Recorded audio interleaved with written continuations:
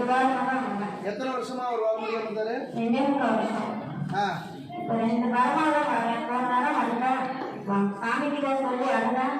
போய் 2 நாள் டிக்கெட் போட்டேன்னு சொல்லிட்டாங்க.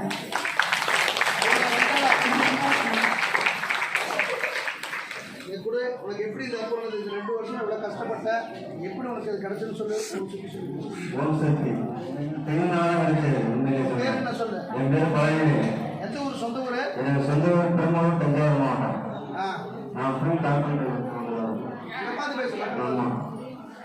நானும் போனது வந்து கார்பெண்டர் வேலைக்கு போனது என்ன இருக்கு.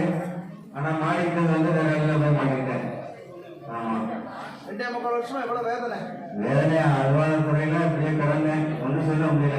ஆனால் அந்த தெய்வத்தினால தான் நான் வந்தேன்.